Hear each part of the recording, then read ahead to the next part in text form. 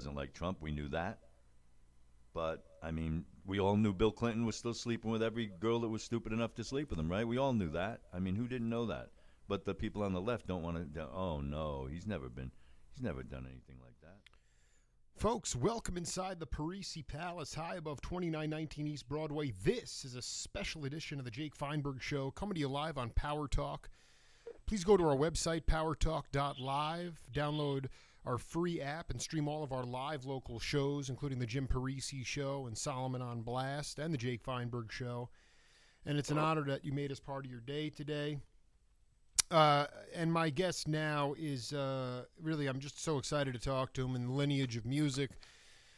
The son of a very accomplished guitar player from the middle of Pennsylvania. This drummer is woodshedding on his own, navigating his way through the digital era that we live in, the digital beats, the electronic music that's been crunched into the ears of our youth. But I'm proud of him, and he's a prolific live performer, still finding his sea legs on his way to Japan with his dad for an upcoming tour. John Morgan Kimock, welcome to the Jake Feinberg Show. Hey, Jake. How's it going? How you doing, my man? I'm really good. I just got out here to California, and we're rehearsing and getting ready for some shows. Let me, can I ask you about just your own concept of what improvisation means to you? Sure. I mean, that's a super subjective question, and it means something different to everybody. But for me, it's sort of like kind of giving into the moment and trusting, the situation you're in, whether it be a musical one or, any aspect of your life. You kind of have to sort of be prepared for things that you're not prepared for. And I think, musicians who are prone to improvise are a little bit more, excited by the moment and want to have those interactions on stage. And, it goes with life. It's one of those things that you can apply to any area, and things become a little bit easier, in my opinion. Well, no, I want to, because I was talking to a cat, you probably know Reed Mathis, a bass player, and I really dug his concept of it, in the sense that, like, I've interviewed a ton of jazzers well before that I was ever born, which was 1978, and a lot of people say in jazz music it's about improvisation, and that's all well and good, but the truth is that his concept of improvisation, and I think that your father's, and I'm curious to get your opinion about it, but the idea is that you don't know what you're going to play at all when you go into a live gig. I mean, there might be a loose sketch, but you don't know what you're going to play. That's true improvisation. I mean, can you riff on that for a minute? Yeah, I guess. I mean, I totally know what Reed's saying there, and I think if it were me and I was going into a gig where that was a part of the skill set that I needed to be able to do that, it's kind of like, more than knowing your role in the thing, it's like sort of trying to bring an attitude into it where something that you're going to do is more esoteric than just like a solid part or anything like that. You're trying to bring something fresh that you can't really like put on a page. I love it. Could you talk about a time when you were in that situation, like early on? Because I don't think it's, even for the most gifted and talented people with chops, I know it takes some gall. I was just wondering if you could personalize it to your own career. Yeah, I mean, a lot of my experiences that I've had with bands are, the musicians struggle with confidence all the time. Sure. I'm definitely in that category. And we kind of struggle with what we want versus what we know versus what, the crowd is expecting versus the band leader. There's lots of different kind of traps you can set for yourself that would make you not kind of like realize what you really need to do in that moment, and that's just be present. And I think that's a hard space to get to, and I don't claim to get there all the time either, and I have to at certain points. But Sure. you have to sort of go in knowing the fact that you're not going to please everyone, and not everything's going to work out in those moments. But the times that I've been able to go to that place where I know I'm sort of really in that moment, I've gotten, the reaction that I wanted out of the situation, where it's like, oh, wow, we're now in this other direction that I kind of planted seeds for, but hadn't really known where the other guys were going to take it. You know what I mean? Because it's one of those things where you're kind of like passing a ball in between, like a quartet or a trio or even a bigger band if you're doing that, where, if you're going to kind of set a tone or play with attitude or play with a certain feel or change something drastically or not, whatever, it could be really subtle or it could be really bold. You're going to have to prepare for them to do something with that. And if you think that you know what they're going to do with it, then you're kind of wrong. So it's like one of those things where even if you're improvising and you think you're in the moment, you want it to go somewhere, that's only the first step. The other step is sort of, I feel like, accepting that you trust everybody involved enough that they're going to take it somewhere that, you don't know yet. And that's a deep kind of trust. It's hard to get there with anybody. And that's why, playing with Steve, my dad, there's like a pretty strong chemistry there that it's not anything that I really like talk about a lot with him. We just kind of get up there and do it, and the newer stuff is very much rooted in that, but also has a lot of pop music influence too, So does that answer your question? No, it doesn't matter. But this is a stream of consciousness show. You're on fire right now. I want to go.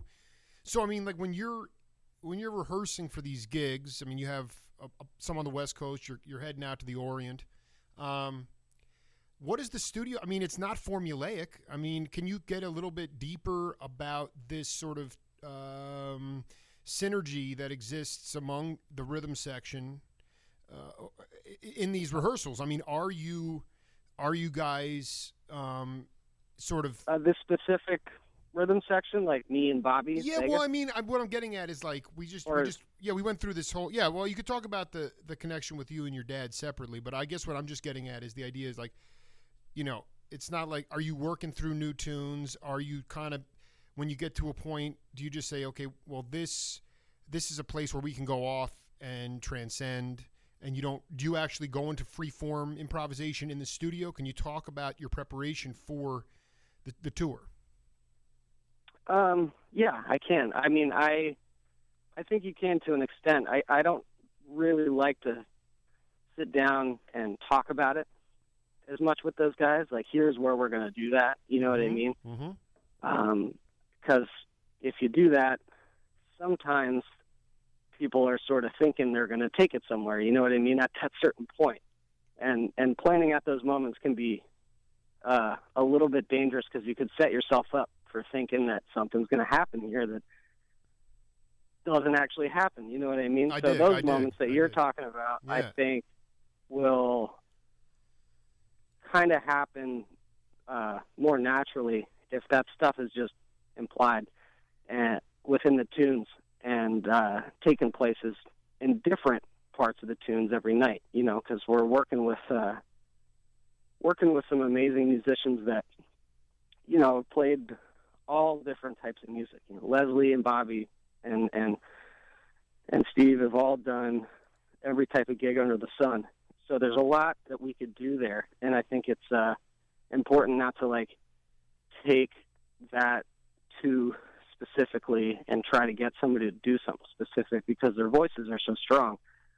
I don't necessarily feel like I need to tell them or talk to them about that type of thing. Not like I'm running the show or anything, but when we do sit down and talk about those types of things, I just kind of like to run the tune as a meditation.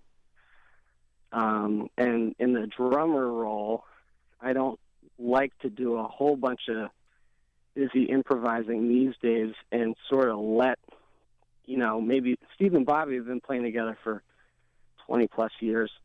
And I like to let that unfold a lot before I start interjecting.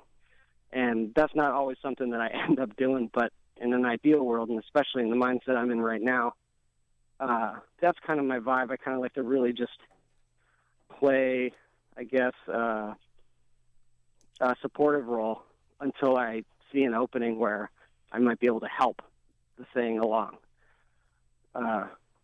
That's sort of what I'm getting at there. Sure. No, I mean, I part of my show is about nonverbal communication, and I think you're right. I mean, why set something up? People are expecting to go off and improvise. I mean, it's going to take kind of that spontaneity or that magic away. So it makes total sense. But can you talk about nonverbal communication that you have with your bandmates? Could be any band. But I mean, to me, it was like, this was very deep part of, the old school. People talk about Miles, turning his back on the audience, or, Coltrane coming up to Miles and saying, what do you want me to play? And Miles just kept turning his back on him. Kreutzmann and Mickey, they used hand signals, eye contact. We're a very verbal society. Obviously, we're talking now, but I just wanted you to talk about nonverbal communication on the bandstand, kind of as a leader, even yourself when you're leading your band. What are some of the effective nonverbal leadership techniques that you demonstrate that you think are effective? Geez. I don't claim to be super. No, I'm asking you. There's no right or wrong. I mean, I want to talk. Yeah, I want to know what's in your head, man. I know that they're very deep questions, so I want to make sure I'm like wrapping my head around it for a second. I dig. Well, I don't know. I mean, all the things that we're talking about now, it's like I struggle with it within different musical situations because, everybody's different. So it's going from one band to the next. I guess in the Kimock band, there's a lot that gets left unsaid in that group that I've been uncomfortable with in the past, and I know other musicians have come in and out and felt that too. But the longer that I play with Steve, the more I realize how important that stuff is left unsaid, and just sort of like, he's not looking up a whole bunch. He's sort of like trusting that his rhythm section is supportive enough to and creative enough to get him to a point where he's going to, flip the thing on its head a little bit and play some stuff that, might not normally go in the song. That's where we're ultimately trying to head, is to some new territory within tune. So, I mean, we kind of like connect sometimes. We smile at each other and whatnot, but those moments are sort of after the fact of those communications. You know what I mean? I don't want to like get super hippy dippy and be like it's telepathic or whatever. But there are some big statements that go on stage, whether it's musically or just like very kind of like interpersonal stuff that happened throughout the day, where we know, or at least I know, getting on stage, especially with someone like Bobby or Steve, that it's going to be a good show. And usually those days are just like hard travel days and whatnot. And it's kind of like the music speaks for itself in those moments. There's not a whole lot of us trying to think too hard about it. Talking to John Morgan Kimock here on the Jake Feinberg Show live on Power Talk. Are you based in Vermont right now? I mean, normally. Yeah, I'm not there a whole bunch, but I go home there. Yes. Can you? You're obviously traveling. Can you talk about what it has been like for when you? I don't know how long you've been a leader for, but can you talk about being the leader of a band in 2016? I mean, I just think it's important for my daughters, future generations of musicians, to understand how real music is made. And I don't know how old you are, but I just like talking to cats now that are more my peer group that are doing it in this modern era. And I was hoping you could enlighten people on that. Yeah, well, there's a lot going on these days that's not, we're kind of in like this weird sort of cover band, tribute band age, which is fine and good and everything. But the best music that comes out today, at least from my generation that I've found, is people really like kind of realizing their own creative wants and needs without trying to like look too far back. I'm kind of like very much trying to look forward into what is going on, in the world. And a lot of the things that is difficult for, I guess, someone my age, I guess, is like, financially, you're trying to work with bands and whatnot. There's not a whole lot of money to be made there, whether it be gigs or record sales.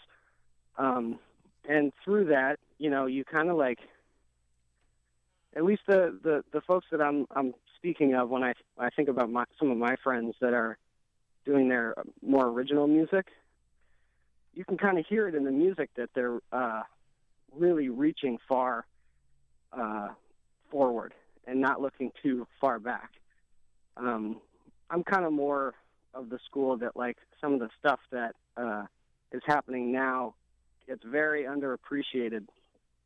Can you give an example? Whereas, like an act or. Well, I mean, I like this idea of looking forward and reaching deep and looking. But can you point to something specific, even just with your own playing that can color this in? I don't know about my own playing because I'm not trying to like. I don't know. That's tough to say. I guess. I mean, and again, like just not being from my dad's generation, I don't know, but I feel like a lot of those pop acts that were coming up then, and there weren't a lot of room for anything else other than these big bands that were rolling through, whether it's the Beatles or Led Zeppelin or, that type of thing. I still see a lot of that today and appreciate it a lot, but I think in some ways there's music that's out there right now that gets overlooked that doesn't need to be overlooked, and it's because everybody's sort of like looking back too much. And I'm totally understanding of that sort of like nostalgic, music and, it wasn't how it is now, that type of thing. But there's some really good music happening right now that that's the better question. The better question is explain what music, this is important. In your mind, your own personal opinion, what kind of music is being overlooked? This is extremely important. Original music. I'm not trying to delve too far into genres, but original music and musicians and artists alike that are kind of like talking about what's going on now. You know what I mean? Because it's hard stuff to talk about, and it's hard with all the information that kind of gets drilled into us to like actually have a clear idea and be able to focus on something that's not like kind of just surface level stuff. For me, that's difficult to navigate these days. It's like my generation, I think, may have some sort of problem with kind of, having clear ideas or being able to focus enough to really sit down and figure out what they're trying to say. But the people that do, what I'm saying is I think that gets overlooked a little bit more than it should. I think like the people that could give them a boost don't end up getting the chance to even hear them because it's so oversaturated with some very like formulaic stuff that's sort of based on trends and that type of thing. Yeah, more like data collection as opposed to like feel. I'm just curious about I don't like to be genre specific either, but are you talking about improvisational music with vocals, electronic music with, I mean, what what is original? Yeah. What is? I mean, when you say original music, can you just flesh that out? sure. Everything under the sun. Anything that you just mentioned, like I totally consider valid as original music. You know what I mean? I can listen to something that I was like, I just found out about this guy Andy Shaw, who's a singer-songwriter from Canada, who released a record called The Party. That's really, really beautiful, kind of like droney folk music, with just like real subtle backbeats and very thought out production. There's no improvising in it whatsoever. And I'm sure I could send that to you or send that to my dad or somebody and be like, oh, that reminds me of, this stuff or that stuff. But to me, in my generation, like I kind of like really appreciate Andy's sort of like, because I can hear it in the music, like even if it's reminiscent for some people, the way that he's presenting it, and the age that he's at and the things that he's deciding to talk about aren't, they're not like looking towards the past. They're like really relevant ideas, in my opinion, and stuff that I can connect with. And so, I don't know, it's a tough thing to explain, but, I wish more guys like that had a chance. You know what I mean? Because I think the music is just as good as some of the stuff that may have been coming out decades past that got really kind of like drilled into people. So it's one of those things, like, for certain artists, whether it be, improv or not, when they kind of like tread the line of like being able to put out something really bold and new, in my opinion, which again, it's like such a subjective thing that anybody could listen to it and feel like it's been done, or it's, somebody copying somebody else's right. Well, record or whatever. Yeah, I mean, you have to be ballsy to. I mean, I know what I'm doing is off the grid, and I've been pounding at this for 5 years with a machete. I really have cut myself out of the woods now, and it feels so liberating. Being not that we're attaching genres to anything, do you find yourself on tours, or not tours, but festivals, just gigs with all different types of music? I guess what I'm leading into here is that we talked about, you brought us some classic rock groups, but there's a lot of old school masters in jazz like Count Basie, Duke Ellington. Those guys were they were touring relentlessly. So there was a huge jazz circuit. But I mean, someone like Bill Graham, I mean, you'd wind up having Tiny Tim, Miles Davis, and the Grateful Dead on the same bill. And so I'm just curious about if you see with your bands now or with your dad, do you see that sort of, because you talked about this idea that a lot of original music is discounted now. It's an afterthought or whatever. And I'm wondering about. Well, it's just hard, I think, for it to get recognized in a. I think what you're saying is like, do you feel like you see some of what you're saying about those sort of eclectic bills happening? Right, exactly. I know that they're happening, but I don't feel like I see them, or I don't feel like I'm a part of them as much as I hear about them or see them and see like, oh, wow, look at that. That's pretty interesting. A lot of the stuff that I'm trying to do with Kimock at this point is trying to, break into that stuff a little bit more and get into mixed media and do some stuff that incorporates video and a message and a story. Kind of trying to take a new look at folk music in a lot of ways too, where we're, taking some pretty simple songs, but the messages aren't so much like, I love you, I miss you, this and that, like. Right, no, exactly. It's like not fluff. Right. I dig. Yeah. I dig.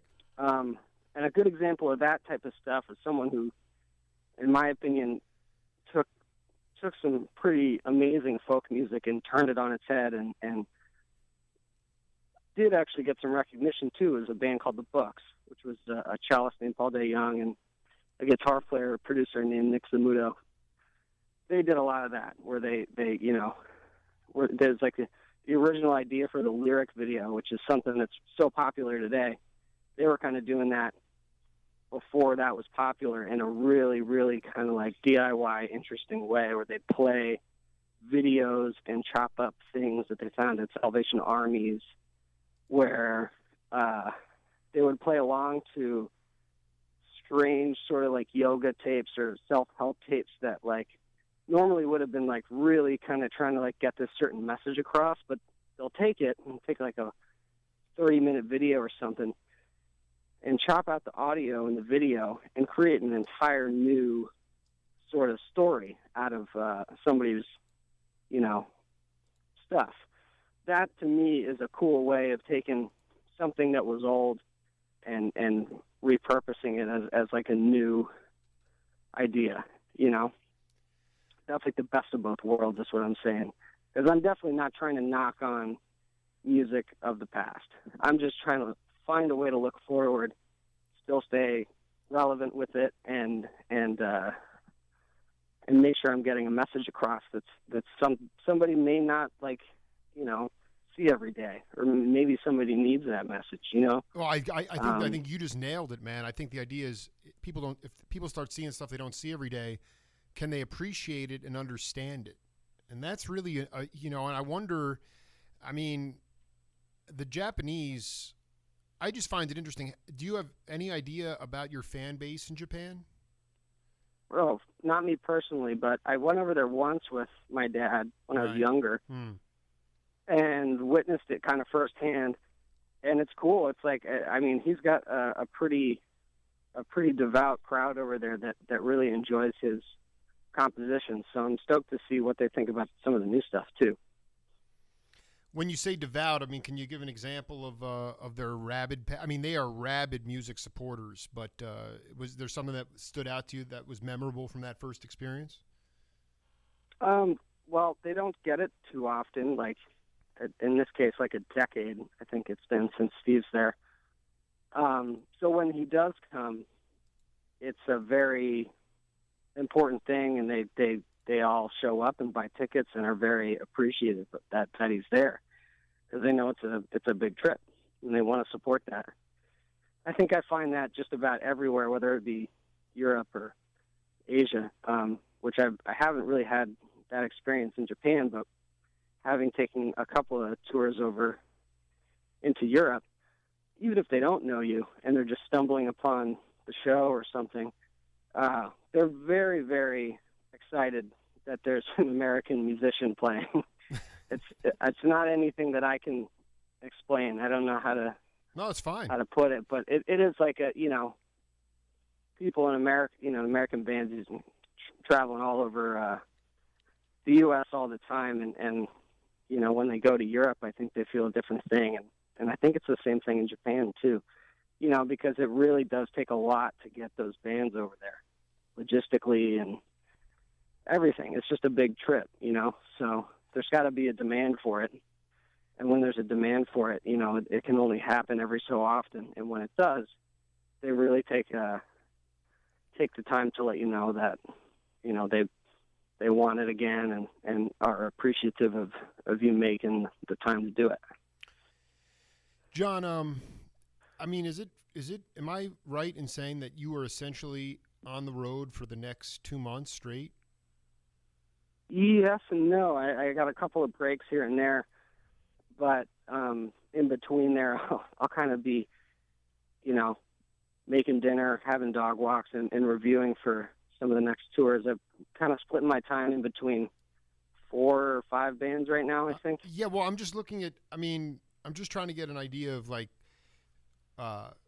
if I'm reading this correctly, you're pretty much cranking up and down the. I'm just trying. Can you give the audience out there listening all over the world just the idea of the kind of tour that you're going to be doing or in the next 2 months, and also, like, if you go, for instance, to Appalachia, we used to have in this country. Your dad and I riffed on this for a minute. It's just regional. Before we were all interconnected, there was Appalachian music and soul music coming out of Atlanta and Miami, and you had Northern Soul in Chicago, and different. You had psychedelic sound in San Francisco, et cetera, goes on and on. And you talk about, sort of, progressive folk music, doing different things with folk music. Do you find yourself playing certain regional music in those regions of the country? Like if you're in Asheville or Live Oak, Florida, Austin, does that stuff rub off at all? Do you still feel that vibe? Is there still a regional sound that you become aware of maybe when you're in those areas?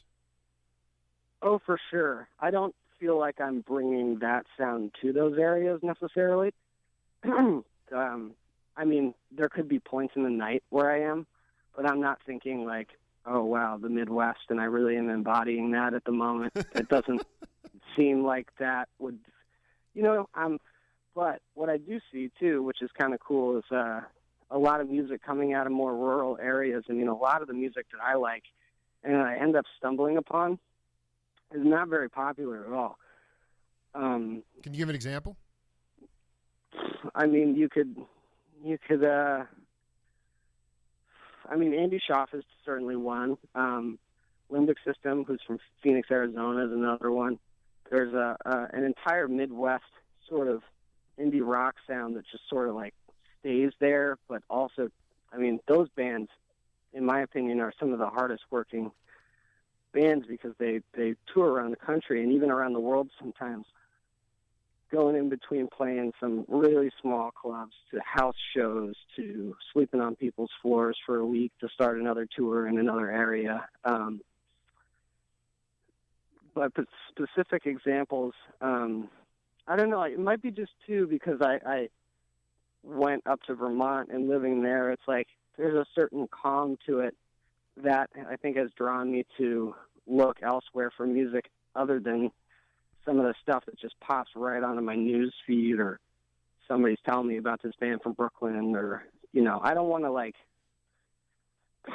totally disregard those things, but sometimes when I get that type of tip on like, oh, here's this band from Brooklyn or San Francisco or something, I'm kind of like, oh, cool, but I'm literally more interested in like some bands that are coming out of Asheville, North Carolina, or Ohio, somewhere like Cincinnati or Detroit. That's where I hear most of the stuff that interests me.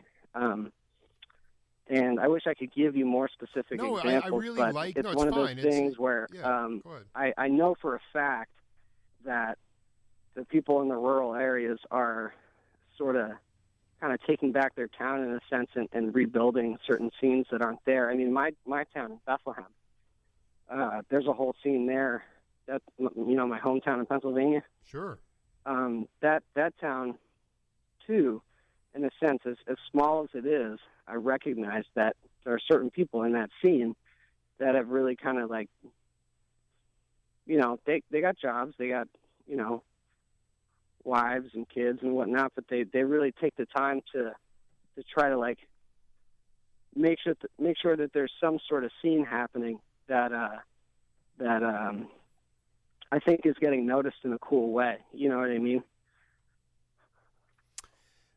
Yeah, I do. I like the fact that you're searching for the diamonds in the rough. I think ultimately that's the most original music as opposed to sort of the hottest thing on the block lately in some of these more like, gentrified urban areas like Brooklyn, which doesn't mean that there aren't great acts coming out of there, but I think the obligation is to seek. And I think you got a good head on your shoulders. I mean, do you feel, is there something to be said when you're on the road and there's, I remember transcribing an interview with Bill Evans' bass player, Eddie Gomez, and he said, Bill used to say on the road, especially when things were hard, you were tired, relentless travel, maybe, not feeling so good or whatever, and, didn't play, you're not so happy with your sound, whatever. It was in those times when you had to dig deep, when real creation occurs. And I wanted you to talk about that in your own, considering that you're not, you're not, you guys got a roof over your head on the road and but it's a grind. And I just wanted you to riff on the idea when you're up against adversity, if that's when real creation can happen. Yeah, and that's a great question, but you're 100% right that that's when things sort of come out that wouldn't normally come out, that you wouldn't be able to have gotten to that place if you weren't dead tired or missed a bunch of flights or had a fever. That's something that, or a bad sound check, that those are kind of like, that's like a notorious sign that you're going to have a good show. If sound check was just, you can't even wrap your head around how crazy it sounded, whether it be the room or like, what is this guy playing? All of a sudden, like, the song. Or what am I doing? Like, why do I sound like this? Yeah, I mean, like, I'm probably playing better the more tired I am, to a point. I definitely agree with that. I don't know if I could add anything else. No, it's fine. Than, we've been burning for certain stories. I mean, but it's there's, yeah. there's Why do definitely been times where I've been just, pretty sick or tired on the road, and just, maybe even crabby or unavailable to my band, where like I did feel like the only way to redeem myself was to play really well. And, yeah, that stuff is like, it's important. The hard times are what brings you closer. You're living in such close quarters with those folks, and, not everybody's sort of connecting all the time, but you're with them so much that, you kind of have to have your moments of alone time or whatever. You don't get those a lot. And, when you don't, that can pile up, and certain guys or gals, it comes out in different ways. Hopefully it'll come out in the sense that you're going to just get up there and let it all out on stage. And I feel grateful that I get to do that, because not a lot of guys get to get up there and express themselves. I feel like as much as I've gotten a chance to. How old are you? 27. Yeah, I mean, you're just getting started. Do you feel like the more tired you get, the more propensity you have to have an out-of-body experience on the bandstand? The starving artist thing is like, it's to a point for me, man. I like the idea, but I'm not trying to get there. I'm not necessarily trying to starve myself or like get so high and trying to play a bunch of stuff. I kind of let those things happen naturally. Sure. I'd like to think. I mean, yeah, because they're going to happen. You're going to be tired. You're not going to know everything that's going to happen on stage, and you're not going to be comfortable with not knowing what's going on all the time within the text of the tune or with your band. So I don't feel like you got to force it or anything like that. I think those things just sort of crop up. Right. The last 2 years have been so busy for me that, like, I don't know. Maybe I used to think about that thing where, like, I got to be practicing for, like, so long to get warmed up here and there and whatnot, and I still definitely do that. But sometimes, I mean, I've found, at least lately, some of my best shows have been when I don't even have time to, like, sit down and, like, prepare necessarily in a way that, like, some magazine would tell you, oh, well, this guy did it this way. You know what I mean? For so long, it's like those types of things where you hear about how somebody else's trip goes, bummed me out for so long, because I kind of felt like, oh, well, I don't do that, or I look up to these guys so much, or, the ability to be comfortable and just knowing what's going to make you feel the best, I think is, like, really important to understand and realize. You don't have to feel pressure to go above and beyond after a certain point in certain things, because you don't really get to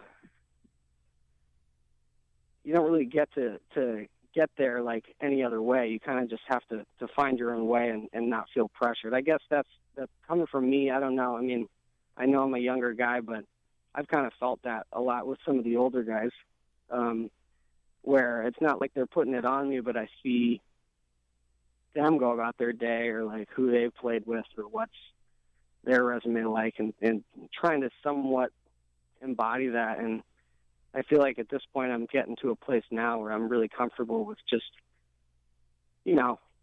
my own kind of routine, because there's no question that you're going to get those nights and those days, and the travel days for sure, where you're going to be dead tired and have to play and prepare, and most of the time, especially in the Kimock band, a lot of that's just gotten out completely on stage, and we've had our best shows in those moments where, like literally up into the moment where getting on stage, we haven't seen each other or something, you know what I mean? Sure. It's like we're, connecting on the bandstand. I mean, I think it's incredible. Yeah, I think it's incredibly relevant. I mean, I just know that you're 100% correct in the idea. I mean, I'm, as a non-musician, I mean, there's only two letters that separate music and magic. So, when it's not being forced, that, I mean, it's a pretty magical experience, and you also you sort of want to let that stuff, get it out of your system on the bandstand. One final question for you, my man. Because I've had a ball talking to you.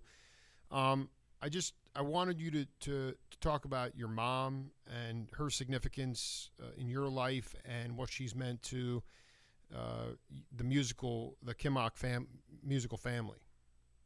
Yeah, well, you'll have to be more specific, because I've got about 3 different moms that I consider. Well, no, I mean the one that. Well, okay, so I guess. You speaking about Jen?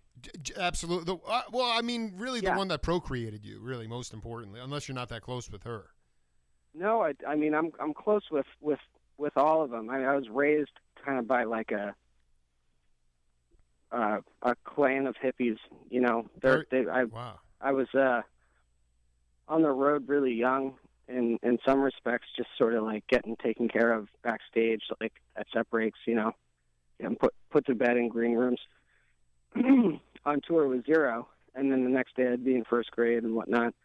But I mean, my mom, is like the reason that I'm who I am today, and I can't really credit anybody else for, I guess, me as a person. You know what I mean? I mean, my dad is responsible for a lot too, and without getting too specific, there were people, father figures and moms alike, in and out of my life, up until now. And at this point, they're all kind of in my life, and it's great. You know what I mean? It wasn't always easy or great. As half the time, my mom's working 2 jobs in certain parts of my life, and my dad's on the road. I haven't seen him in a long time, and I've got a new mom all of a sudden. You know what I mean? It's a big family. And at this point, everybody really gets along so great that I think I'm really grateful for that. But yeah, I mean, my moms are responsible for who I am as a person, and how I treat people and all that good stuff. My dad is very much responsible for me in terms of giving me a chance to actually carry on some musical legacy. And I can't thank both of them, or all 5 of them, enough for giving me a shot at that. But I just your biological mom is Jennifer, right? No. Wow. She's my stepmom. She's your step. So we don't need. This is interesting. But Let's get into it. No, it's all good. No, I mean, this is fantastic. But you really can honestly say that at this point in your career, that it's all, those people have sort of, they are playing different but similar roles, and it's meshing well at this point. Oh my God, yeah. I mean, everybody really did a lot to make sure that I was okay. And I can say for myself at this point, just as a working musician and someone who's freelancing and in bands and subbing for bands and all that, that I would not be where I'm at if they weren't there at the times that they were at. It all adds up. and I could have had a lot harder of a go,